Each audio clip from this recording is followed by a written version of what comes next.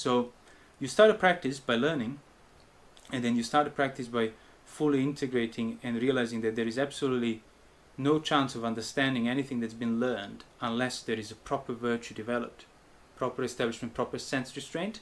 And that means celibate, that means moderation and restraint in eating, and that more often than not, that doesn't mean only 5 precepts. 5 precepts will make you a good person, and by basically 5 precepts are not negotiable basis for a human life. So if you don't want to be like an animal mentally, have a mind of an animal, 5 precepts are the threshold below which you cannot go. And yes, they will offer an improvement to an unrestrained mind, but if you really want to understand the Dhamma, discern the sign of your mind, the necessary condition for Sotapanna, for the right view, it needs to be more. The mind needs to be fully withdrawn from that sensuality, needs to be celibate, needs to be not entertain things throughout the day of sensual nature.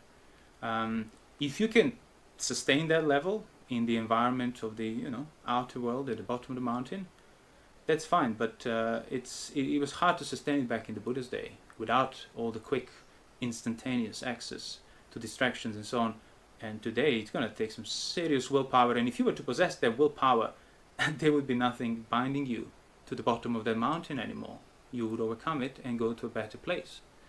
And even back in the day, as I said, like Gotika the potter who was an anagami, they were not anagamis they were not celibate because they were anagamis. They became anagamis because they were celibate. Lay people, but celibate.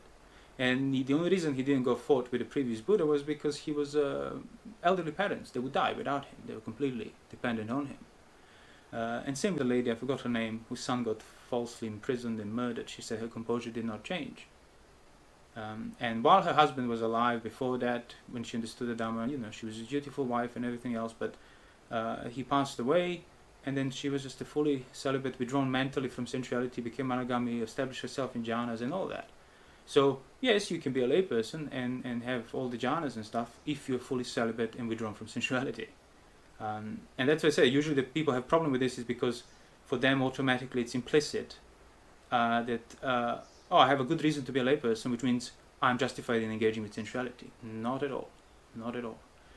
So learn, practice sense restraint. Obviously, you have to withdraw yourself to some extent from company and environment. And then things in the suttas that seemingly sound like some old folklore stories and stuff will definitely start making more and more sense. And you will be verifying it for yourself, because your liability to suffering will be diminishing.